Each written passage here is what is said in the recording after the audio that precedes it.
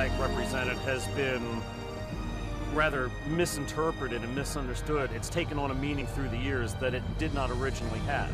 We're human beings and we have a history, and history should not be eliminated.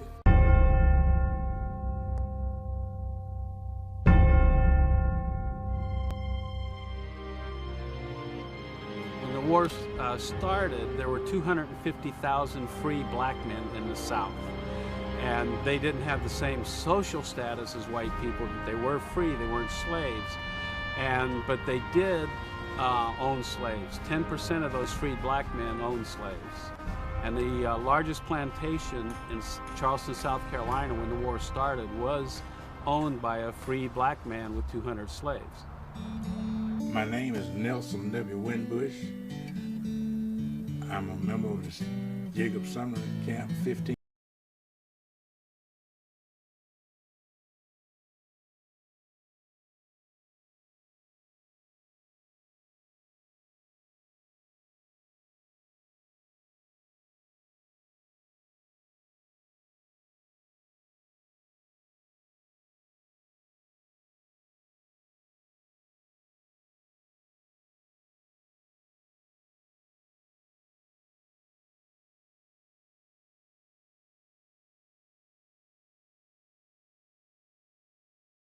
Rather misinterpreted and misunderstood. It's taken on a meaning through the years that it did not originally have. I fight for the Union as a reenactor.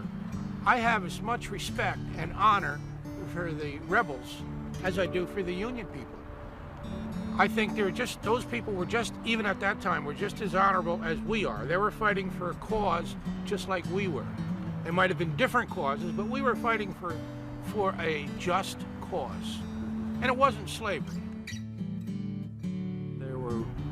Several black soldiers fighting for the South, armed, and the one difference is the Confederates treated their black soldiers better than we did. They almost mutinied, and General Grant had to threaten to hang an entire regiment because they refused to fight next to a black regiment. Where in the Confederacy, their black soldiers got the same food, they fought side by side, they got the same weapons, they didn't have the same problems we had in our army.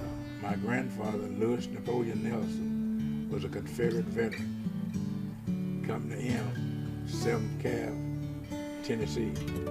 He rode with General Nathan Bedford Forrest. He saw action at Shiloh, Lookout Mountain. This is a 1921 Tennessee reunion. It's the original picture and frame at Lookout Mountain. My grandfather's over here. Another black gentleman named Mr. Buchanan from Memphis was over here. This is a copy of my grandfather's application for pension in 1920. It was accepted. He was number 32, colored man pension, state of Tennessee. Now what he had to do is, he had to verify the fact that he did serve. So did black Confederates fight?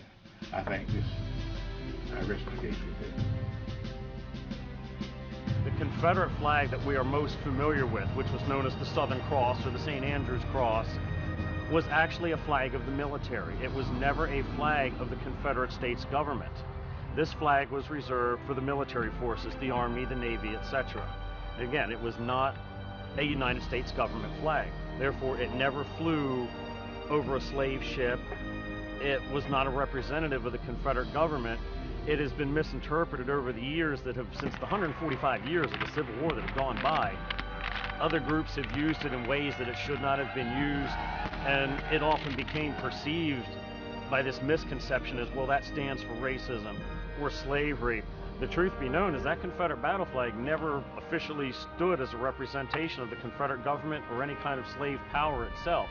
You know, if the war had gone the other way and we had lost, then it would probably be the same sort of thing going on. You know, it's just the hatred against the Confederate flags is due to basically an ignorance of what they really stood for. The red represents Christianity, Southern God-fearing people. You have another religious symbol, the St. Andrew's cross, the blue for purity. And spread along the cross, you have the 13 stars representing the 13 states that seceded from the Union. The star in the center is most significant because it represents the state of Maryland. And its significance being that when it came time for the Maryland to vote, President Lincoln had the governor and the Maryland legislature locked up so they couldn't vote. A lot of people, even today, do not realize that Maryland is a southern state.